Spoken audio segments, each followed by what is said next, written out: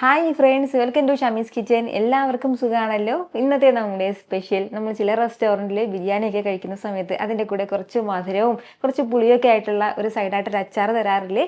ആ ഒരു ബിരിയാണി അച്ചാറിൻ്റെ റെസിപ്പിയാണ് കേട്ടോ ഇന്ന് തയ്യാറാക്കുന്നത്. വളരെ രുചികരമായിട്ടുള്ള ഒരു അച്ചാറാണിത്. അപ്പോൾ ഈ വീഡിയോ ഇഷ്ടമായാൽ ഇതൊന്ന് ലൈക്ക് ചെയ്യാനും കൂടെ തന്നെ സബ്സ്ക്രൈബ് ചെയ്യാനും ആ തൊട്ടടുത്ത് കാണുന്ന ബെല്ലൈക്കൻ്റെ ഓള് മറക്കാതെ കൂടെ ഒന്ന് പ്രസ് ചെയ്തേക്കണേ. എന്നാൽ ശരി, ഇതെങ്ങനെയാണ് തയ്യാറാക്കുന്നത് വേഗം ഒന്ന് കണ്ടു നോക്കാം. നമ്മുടെ ഈ അച്ചാർ തയ്യാറാക്കി എടുക്കാനായിട്ട് ആദ്യം നമുക്ക് വേണ്ടത് നാരങ്ങയാണ്. ഞാനിപ്പോൾ ഒരു 1/2 കിലോ അളവിൽ നാരങ്ങ എടുത്തിട്ടുണ്ട്. നാരങ്ങയിൽ നന്നായിട്ടൊന്ന് കഴുകി വൃത്തിയാക്കി വെച്ചിരിക്കുന്നതാണ്. ഓരോ നാരങ്ങയും ഇനി 4 പീസായിട്ട് നമുക്കൊന്ന് കട്ട് ചെയ്തെടുക്കാം. ഓരോ നാരങ്ങയും ഇതുപോലെ 4 പീസാക്കിയിട്ട് ഒന്ന് അരിഞ്ഞ് ഞാനിപ്പോൾ എടുത്തിട്ടുണ്ട്. ഇനി നമുക്കിതിലേക്ക് വേണ്ടത് ഉപ്പാണ്. ആവശ്യത്തിനുള്ള ഉപ്പ് ചേർക്കാം. ഒരു 2 ടേബിൾ സ്പൂൺ അളവിലാണ് കേട്ടോ ഞാനിപ്പോൾ ഇതിലേക്ക് ഉപ്പ് ചേർക്കുന്നത്. ഉപ്പ് ചേർത്ത് നല്ല രീതിക്ക് തന്നെ ഇതൊന്ന് മിക്സ് ചെയ്ത് യോജിപ്പിച്ച് കൊടുക്കാം. ആദ്യമേ തന്നെ നമ്മൾ ഉപ്പ് കൂടുതലായിട്ട് ചേർക്കരുത്. ഉപ്പ് കുറവാണെങ്കിൽ പിന്നീട് നമുക്ക് കൂട്ടാവുന്നതേ ഉള്ളൂ. കൂടിപ്പോയാൽ പിന്നെ ഒന്നും ചെയ്യാൻ പറ്റില്ല. അതിൻ്റെ പേരാണ് എടുത്ത് പറയുന്നത്. അപ്പോൾ 2 ടേബിൾ സ്പൂൺ അളവിൽ ഉപ്പ് ചേർത്തിട്ട് ഇതൊരു 10 മിനിറ്റ് ഇങ്ങനെ ഒന്ന് റെസ്റ്റ് ചെയ്യാൻ വെക്കാവുന്നതാണ്. ഒരു 10 മിനിറ്റിന് ശേഷം ഞാനിപ്പോൾ ഒരു കടായി ഒന്ന് അടുപ്പത്തേക്ക് വെച്ചിട്ടുണ്ട്. കടായി ഒന്ന് ചൂടായി വരുമ്പോഴത്തേക്കും ഇതിലേക്ക് നമുക്കൊരു 2.5 ടേബിൾ സ്പൂൺ അളവിൽ നല്ലെണ്ണ ചേർത്ത് കൊടുക്കാം. അതായത് എള്ളെണ്ണ. എണ്ണ ഒന്ന് ചൂടായി തുടങ്ങുമ്പോഴത്തേക്കും ഇതിലേക്ക് നമ്മുടെ നാരങ്ങ ചേർക്കാവുന്നതാണ്. നമ്മുടെ ഈ നാരങ്ങയും ചേർത്ത് നല്ല രീതിക്ക് തന്നെ നമുക്കൊന്ന് വഴറ്റിയെടുക്കാവുന്നതാണ്. കുറച്ചധികം സമയം നന്നായിട്ട് നമ്മളൊന്ന് വഴറ്റേണ്ടതായിട്ടുണ്ട്. ഏകദേശം ഒരു 10 മുതൽ 15 മിനിറ്റ് വരെ നമ്മളൊന്ന് വഴറ്റി കൊടുക്കണം. ഫ്ലെയിം എല്ലാ സമയത്തും ഒന്ന് മീഡിയത്തിൽ തന്നെ വെച്ചിരിക്കാം. നന്നായിട്ട് തന്നെ നമ്മുടെ ഈ നാരങ്ങ എല്ലാം ഒന്ന് ചൂടായി ഒന്ന് വഴണ്ട് കിട്ടണം. ഇതിപ്പോൾ ഞാനിങ്ങനെ ഇളക്കി കൊടുക്കാൻ തുടങ്ങിയിട്ട് ഏകദേശം ഒരു 5 മിനിറ്റോളം ആയിട്ടുണ്ട്. അത്രയും സമയം കൊണ്ട് തന്നെ നമ്മുടെ നാരങ്ങയിലുള്ള ആ ഒരു വെള്ളം കംപ്ലീറ്റ് ആയിട്ട് ഇറങ്ങിയിട്ടുണ്ട്. അപ്പോൾ ഇനി വീണ്ടും ഒരു 10 മിനിറ്റും കൂടി നന്നായിട്ട് ഒന്ന് തിളയ്ക്കട്ടെ. അപ്പോഴത്തേക്കും നല്ലതുപോലെ നമ്മുടെ നാരങ്ങ എല്ലാം സോഫ്റ്റായി കിട്ടും. അത്രയും സമയം കൊണ്ട് തന്നെ നമ്മുടെ നാരങ്ങയിലുള്ള കയ്പ്പെല്ലാം ഏകദേശം ഒന്ന് മാറിക്കിട്ടും. ഇപ്പോൾ നമ്മുടെ ഈ നാരങ്ങ ഇങ്ങനെ ഒന്ന് തിളയ്ക്കാൻ തുടങ്ങിയിട്ട് വീണ്ടും ഒരു 10 മിനിറ്റും കൂടി ആയിട്ടുണ്ട്. ഇപ്പോൾ തന്നെ നാരങ്ങ നല്ലതുപോലെ ഒന്ന് സോഫ്റ്റായി വന്നിട്ടുണ്ട്. ഇപ്പോൾ ഇനി ഇതിലേക്ക് ചേർക്കേണ്ടത് ശർക്കര പൊടിയും കൂടിയാണ്. ഞാനിപ്പോൾ ഇതിലേക്ക് ഒരു 3 ടേബിൾ സ്പൂൺ അളവിലാണ് ശർക്കര പൊടി ചേർക്കുന്നത്.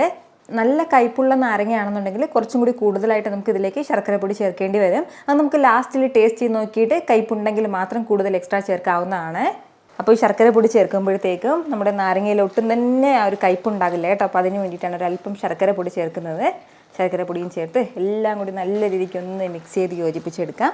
ഇനി നമുക്ക് ഇതൊരു സൈഡിലേക്ക് ഒന്ന് മാറ്റി വയ്ക്കാവുന്നതാണ്. മറ്റൊരു കടായി ഒന്ന് അടുപ്പത്തേക്ക് വെച്ചിട്ടുണ്ട്. അതൊന്ന് ചൂടായി വരുമ്പോഴത്തേക്കും ഇതിലേക്ക് നമുക്ക് വീണ്ടും ഒരു 2 ടേബിൾ സ്പൂൺ അളവിൽ നല്ലെണ്ണ ചേർക്കാം. എണ്ണ ഒന്ന് ചൂടായി തുടങ്ങുമ്പോഴത്തേക്കും 2 ടീസ്പൂൺ അളവിൽ കടുക് ചേർക്കാം. കടുക് പൊട്ടി തുടങ്ങുന്നതിനോടൊപ്പം തന്നെ 1 ടീസ്പൂൺ മുഴുവൻ ഉലുവയും കൂടി. അപ്പോൾ ഇത് രണ്ടും നന്നായിട്ട് ചൂടായി നമ്മുടെ കടുകെല്ലാം ഒന്ന് പൊട്ടിക്കഴിഞ്ഞാൽ പിന്നെ വേണ്ടത് വെളുത്തുള്ളി അല്ലിയാണ്. ഒരു 20ഓളം വെളുത്തുള്ളി അല്ലി ചെറുതായിട്ട് ഞാനൊന്ന് അരിഞ്ഞെടുത്തിരിക്കുന്നതാണ് ഓരോ വെളുത്തുള്ളി അല്ലിയും. കൂടെ ഒരു 25 ഗ്രാം അളവിൽ ഇഞ്ചി എടുത്തിട്ട് ആ ഇഞ്ചി ചെറുതായിട്ടൊന്ന് അരിഞ്ഞെടുത്തിട്ടുണ്ട്. അതും കൂടി അത്യാവശ്യം വലിയ ഇഞ്ചിയിൽ 1 ഇഞ്ചി എടുക്കാം. ഇനി നമുക്ക് വേണ്ടത് പച്ചമുളകാണ്. 4 പച്ചമുളകൊന്ന് വട്ടത്തിൽ അരിഞ്ഞെടുത്തിട്ടുണ്ട്. അപ്പോൾ ഇത് ഇത്രയും ചേർത്ത് നല്ല രീതിക്ക് നമുക്കൊന്ന് വഴറ്റി കൊടുക്കാവുന്നതാണ്.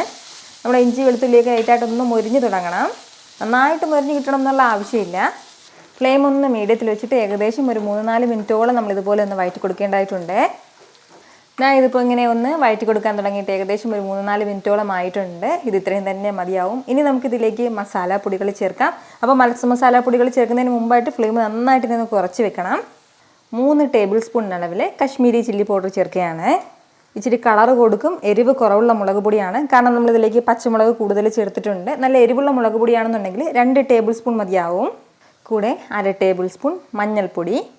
ഇനി വേണ്ടത് ഉലുവാപ്പൊടിയാണ്. 1/2 ടീസ്പൂൺ നിറയെ തന്നെ ഉലുവാപ്പൊടി ചേർക്കുകയാണ്. വറുത്ത് പൊടിച്ച ഉലുവാപ്പൊടിയാണ് വേണ്ടത്. ഇനി ഇതിലേക്ക് നമുക്ക് കായപ്പൊടിയും കൂടി ചേർക്കാം. 1 ടീസ്പൂൺ നിറയെ തന്നെയാണ് കേട്ടോ ഞാനിപ്പോൾ ഇതിലേക്ക് കായപ്പൊടി ചേർക്കുന്നത്. ഇനി കുറച്ച് കറിവേപ്പിലയും കൂടി ചേർക്കാം.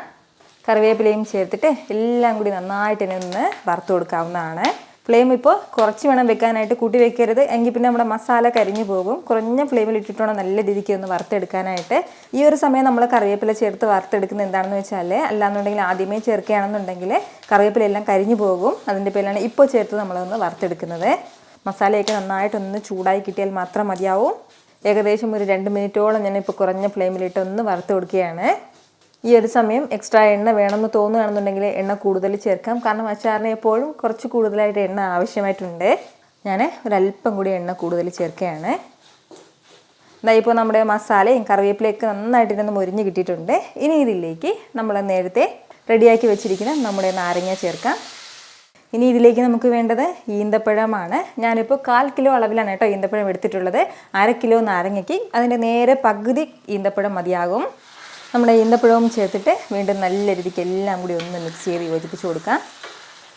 ഈന്തപ്പഴം എപ്പോഴും ലാസ്റ്റിൽ മാത്രമേ ചേർക്കാൻ പാടുള്ളൂ, കാരണം ഇത് ഒരുപാട് വെന്തുടയാൻ പാടില്ല. അതിൻ്റെ പേരിലാണ് ലാസ്റ്റിൽ ചേർത്തിട്ട് നമ്മൾ നന്നായിട്ട് ഇതൊന്ന് മിക്സ് ചെയ്ത് യോജിപ്പിച്ചെടുക്കുന്നത്. ഇപ്പോൾ ഇതൊന്ന് ടേസ്റ്റ് ചെയ്ത് നോക്കിയേക്കണം. ഉപ്പിൻ്റെ കുറവുണ്ടെങ്കിൽ ഉപ്പ് ചേർത്തേക്കണം കേട്ടോ. കൂടെ പിന്നെ ഇനി നമുക്കിതിലേക്ക് വേണ്ടത് വിനാഗിരിയാണ്. ഒരു 2 ടേബിൾ സ്പൂൺ അളവിലാണ് കേട്ടോ ഞാനിപ്പോൾ ഇതിലേക്ക് വിനാഗിരി ചേർക്കുന്നത്. അപ്പോൾ ഈ വിനാഗിരി ചേർക്കുമ്പോഴത്തേക്കും അധികം നാളിത് കേടാകാതെ ഇരിക്കും. അപ്പോൾ ഞാനൊന്ന് ഉപ്പ് ടേസ്റ്റ് ചെയ്ത് നോക്കിയപ്പോഴത്തേക്കും നേരത്തെ നമ്മൾ ചേർത്ത് കൊടുത്തിട്ടുള്ള ആ ഒരു ഉപ്പ് തന്നെ കറക്റ്റായിട്ടുണ്ട്. കൂടുതൽ എക്സ്ട്രാ വേണമെന്നില്ല. അപ്പോൾ അതിൻ്റെ പേരിൽ ഞാൻ ഉപ്പ് ചേർക്കുന്നില്ല. ഇനി നമ്മുടെ അച്ചാർ നല്ല രീതിക്ക് ഒന്ന് തിളച്ച് വരട്ടെ. ഇപ്പോൾ ഇത് നല്ല രീതിക്ക് തന്നെ ഒന്ന് തിളച്ച് തുടങ്ങിയിട്ടുണ്ട്. ഇത് തിളച്ച് കഴിഞ്ഞാൽ പിന്നീട് നമുക്ക് ഫ്ലെയിം ഓഫ് ചെയ്യാം. ഇത്രയും ആയി കഴിഞ്ഞാൽ നമ്മുടെ നല്ല സൂപ്പർ ടേസ്റ്റി ആയിട്ടുള്ള ഈന്തപ്പഴം നാരങ്ങ അച്ചാർ ഇവിടെ റെഡി ആയിട്ടുണ്ട്. ഇത് ഇപ്പോൾ കഴിക്കുമ്പോൾ അതിൻ്റെ ഒരു കറക്റ്റ് ടേസ്റ്റ് അറിയാൻ പറ്റത്തില്ല. ഞാനിപ്പോൾ നമ്മുടെ അച്ചാർ ഇത്രയും കട്ടിക്കാണ് തയ്യാറാക്കി എടുത്തിട്ടുള്ളത്. നമ്മൾ റെസ്റ്റോറൻറ്റിലൊക്കെ കഴിക്കുമ്പോൾ കുറച്ചും കൂടി ലൂസായിട്ടായിരിക്കും ഉണ്ടാകുന്നത്. അങ്ങനെ കുറച്ചുകൂടി ലൂസായിട്ടാണ് നമ്മുടെ അച്ചാർ വേണ്ടതെങ്കിൽ നന്നായിട്ട് തിളപ്പിച്ച വെള്ളം ഇതിലേക്ക് ചേർത്തിട്ട് ഒന്ന് മിക്സ് ചെയ്തെടുത്താൽ മതിയാവും. വെള്ളം തിളപ്പിച്ച് ചേർക്കുകയാണെന്നുണ്ടെങ്കിൽ ഉറപ്പായിട്ട് ഇതിലേക്ക് വിനാഗിരിയും ചേർത്തിട്ടുണ്ടാവണം. എങ്കിൽ മാത്രമേ അത് കേടാകാതെ ഇരിക്കുള്ളൂ കേട്ടോ. അതല്ലാന്നുണ്ടെങ്കിൽ വിനാഗിരി ചേർത്തില്ലെങ്കിലും കുറച്ചും കൂടി കൂടുതൽ നാളെ ഇത് കേടാകാതെ ഇരുന്നോളൂ. ഇത് നല്ല രീതിക്ക് ഒന്ന് തണുത്ത് കഴിഞ്ഞിട്ട് ഒരു എയർ ടൈറ്റ് ആയിട്ടുള്ള ഒരു ബോട്ടിലിൽ നമുക്കൊന്ന് സ്റ്റോർ ചെയ്ത് വെക്കാവുന്നതാണ്. ഒരു ഗ്ലാസ് ബോട്ടിലോ അല്ലാന്നുണ്ടെങ്കിൽ ഒരു ഭരണിയിലോ ഒന്ന് സ്റ്റോർ ചെയ്ത് വെച്ചിട്ട് ഒരു 3-4 ദിവസം കഴിയുമ്പോഴായിരിക്കും കേട്ടോ ഈ മധുരവും ആ പുളിയോ എരിവോ ഒക്കെ നല്ല കറക്റ്റായിട്ട് ബാലൻസ് ആയി കിട്ടുന്നത്. അപ്പോൾ മാത്രമേ ഇതിൻ്റെ കറക്റ്റ് ടേസ്റ്റ് അറിയാൻ പറ്റത്തുള്ളൂ. അപ്പോൾ ഉറപ്പായിട്ട് നിങ്ങൾ ഇതുപോലൊരു അച്ചാറൊന്ന് വീട്ടിൽ തയ്യാറാക്കി നോക്കണം. എന്നിട്ട് നിങ്ങളുടെ ഫീഡ്ബാക്ക് എനിക്കൊന്ന് മറക്കാതെ അറിയിക്കുകയും വേണം കേട്ടോ. കാരണം നിങ്ങളുടെ ഫീഡ്ബാക്ക് കാണുമ്പോഴായിരിക്കും അത് മറ്റുള്ളവർക്കും തയ്യാറാക്കി നോക്കണം എന്നുള്ളൊരു പ്രചോദനം ഉണ്ടാകുന്നത്.